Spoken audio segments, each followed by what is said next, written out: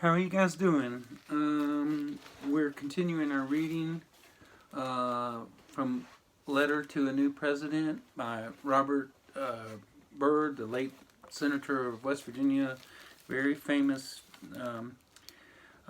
Let's just jump right in again. I'm on page 21. I skipped a little bit because, I did a previous video and it failed to upload, and when I think back on it, I'm not going to redo it. To me, we are living through times in which faith and trust are under siege. Too many Americans have lost their trust in the representatives they send to Washington. This is Robert Byrd writing this before Barack Obama became president in 2008.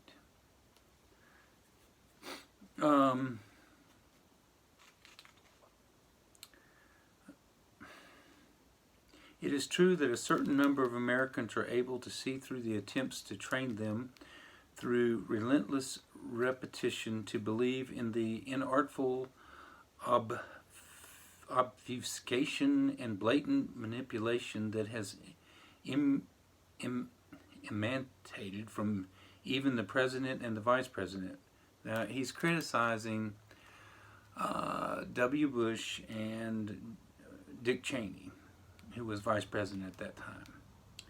But I would submit that not nearly enough of our citizens are equipped to do so on a consistent basis. A growing cynicism and loss of trust are eating away at the foundations of our republic.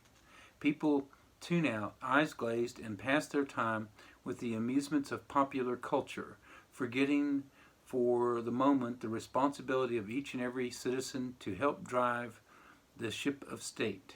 Our system, based on the consent of the governed, cannot long survive if people can succumb so easily to manipulation and misinformation.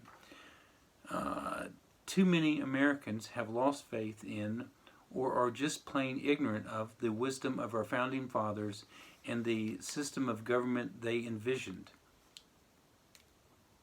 Like faith in God, faith in the Constitution, and in our form of government must constantly be updated and revisited, and it must be fueled not by fear but by hope. I never thought I would live to see a day when the fearmongers had come so completely dominant completely dominate American life. As others, cruder fearmongers had come to power in Italy and Germany during the first third of the 20th century, our weakness for fear will never completely leave us, of course. There will always be those who will find advantage in playing to the weakness in all of us. I am more vexed by those who would purport to be patriots but would look to sell America short. I have noted with alarm over the years a disturbing trend. The more superficially our leaders understand our history and the history realities of our other countries, the more willing those same leaders are to manipulate the people, and the more easily they get away with selling extreme conclusions to the public based on fantasy, not reality. Ronald Reagan is remembered as a strong leader, in part because he cultivated that image, in part because his decisions as president played a role in bringing an end to the Cold War. There is danger, however, in forgetting that a central aspect in much of Reagan's thinking was an almost pathological fear of the Soviet Union. It was good and proper to have a healthy regard for the power of the Soviet state and to make sure that our citizens remained vigilant and alert about the need to match strength with strength. I was considered for many years a leading advocate of a muscular foreign policy approach to the Soviet threat.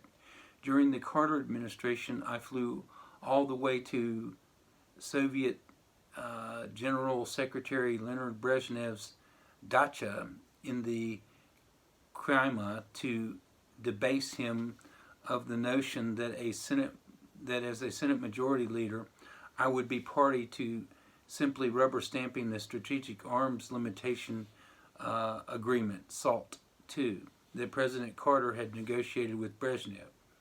That 1979 trip gave Brezhnev no room to doubt the toughness and seriousness of the Congress in facing off against Soviet expansion. But for Reagan, legitimate concern about Soviet intentions veered wildly toward the irrational. He not only harbored feverish, nightmarish visions of the Soviets as some kind of superhuman rivals, he also tried to scare people into adopting his stunted view of the world. 20 years before he became president, Reagan gave a speech to the Phoenix Chamber of Commerce in 1961 and said, "One of the foremost authorities on communism in the world today has said, we have 10 years. Not 10 years to make up our minds, but 10 years to win or lose. By 1970, the world will be all slave or all free." So Reagan, a lot of people, this is just words of Robert Byrd. I'm kind of going to stay out of it. I want you to give me your opinions about what he's saying. Even as President Reagan continued to express lurid visions of our country being overrun by communism, he talked about the red tide that would be lapping on the shores of Harlingen, Texas. That meant to most people at the time was that we could expect hordes of communists to swarm up from Latin America and presumably overrun the United States, just as Reagan had warned they might in that 1961 speech. For some reason, some who embrace what they call conservatism constantly pander to public fears of weakness and humiliation. They will not admit to the overwhelming strength of the United States and its people, apparently not understanding that anxiety politics hurts this great country. What possible good could come from telling the world that the United States was so weak that we could easily be overrun by our enemies? At the end of the Cold War, brought home the stark truth that the Reagan-era claims of U.S. weakness were absurd. Our military was strong. Our fighting men and women were strong. Our will to prevail was strong. The business of crying wolf in order to gain cheap political advantage has undermined the quality of our national dialogue. This is a dangerous trend we must all confront together. American political leaders need to be calmer and more precise, both when we are dispensing good news and bad news. Leaders need to be patient, consistent, and eloquent in our public explanations. Only that approach over time will compel more people to stop ignoring politics, elections, and even political discussion as so much white noise. Nothing is more toxic to a healthy national dialogue about where we are and where we are going than the lazy habit, growing now to epidemic proportions, of denying potentially ominous developments even in the face of overwhelming evidence. Fie on thee! Most certainly only a fool with little knowledge of the past embraces the simpleton's notion that things will come to roll along just as they always have. Yet in most political commentary, the cries of alarm that should be loud and clear over the basic assault we have witnessed on our Constitution in recent years has been muted far too much. The misguided notion has gained ground that a bland complacency is understandable or acceptable even in the face of inescapable truths, which deep down each of us must know that eternal vigilance will always be required to preserve liberty. So he's saying don't take liberty for granted and insist that our democracy operate like a democracy and participate in the process of government. That's because all power is derived from you, the people, and if you don't behave like that's the case, then politicians can run amok. The United States has just emerged from one of the greatest national crises in our 233-year history. We are going to have to start thinking as a nation about lessons learned if we are finally to get on the road to recovery. One of George W. Bush's most grievous failings was the extent to which he acted as if he were the president of only that small portion of the country that voted for him and continued to support him, and that everyone else was somehow un-American and rude if they declined to give him unconditional love and support. You, dear President, are the president of every single American. You are the president of Barry Bonds and Rosie O'Donnell. You are the president of the poet and the dreamer, and of the accountant and the meter maid.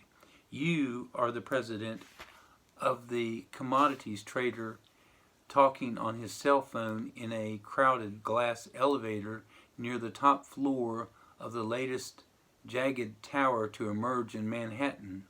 And you are the president of the tech support operator in Arizona waiting for the Manhattan commodities trader to stop shouting. You are the president of hordes of unkempt liberals, some of whom look as if they were on their way to a 1960s themed costume party.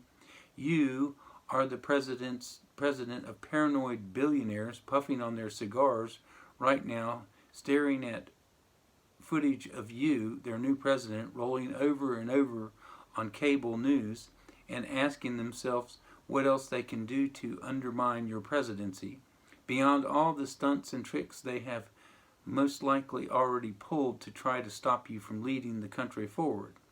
So he really is jumping on the way things are, and they to a large extent, a lot of what Byrd wrote back at this time is still very applicable. I'm going to stop now because if I read too much, I won't be able to upload the video, and I want you guys to think about what Senator Byrd is saying or said, and put it in into your writing a little bit, maybe in your coronavirus papers that you're doing, and think about how this applies to our current president too. The things that he attributes to the incoming Obama at this point. But all right, I'm signing off.